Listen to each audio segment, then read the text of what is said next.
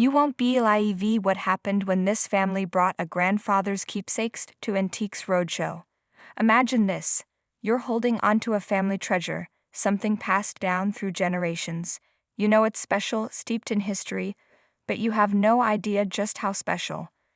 Now picture yourself on the iconic Antiques Roadshow, presenting this very item to an expert. What would you hope to hear? A nice story? A modest valuation? Well, for one lucky couple at Portchester Castle, their Antiques Roadshow experience was about to become legendary. What unfolded was a moment so unique, so utterly jaw-dropping, it made show history.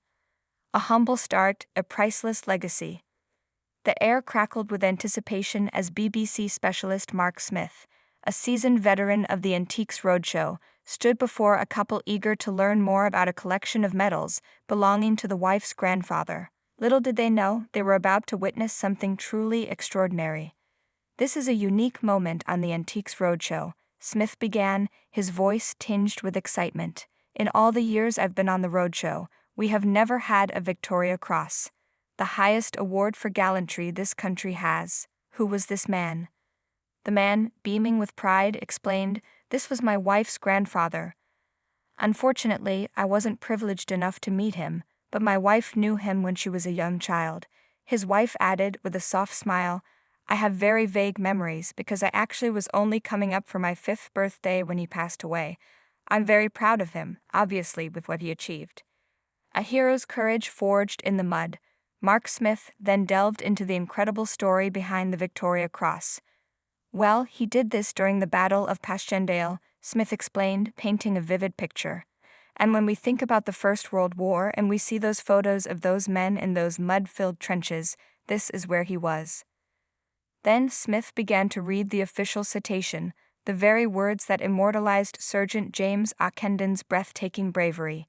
Every word painted a picture of incredible selflessness and unwavering courage. In the attack in the morning of October 4, 1917, east of Langemarck, Sergeant James Ockendon was acting company sergeant major. Noticing the right platoon held up by an enemy machine gun, which was causing many casualties, he, with absolute disregard for his personal safety, immediately rushed the gun, killed 2 of the gunners and followed and killed the 3rd, who was making his escape across no man's land. He then led a party to an attack on a trench. This party was heavily fired on as it advanced. Sergeant Ockendon dashed ahead and called upon the garrison to surrender. They, however, continued to fire, and with great boldness, Sergeant Ockendon then opened fire himself. Having killed 4 of the enemy, he forced the remaining 16 to surrender. During the remainder of the day, Sergeant Ockendon displayed the greatest gallantry, more than just medal, a priceless legacy. After a moment of reverent silence, Smith simply stated, "Wow. For that, he is awarded the Victoria Cross. It's a very humble medal." He went on to explain Queen Victoria's vision for the medal, made of a simple, humble bronze, because it was about the deed behind the medal. But Sergeant Ockendon's heroism didn't stop there. Smith pointed out he also held a military medal and was part of the assault wave on the very first day of the attack at Gallipoli.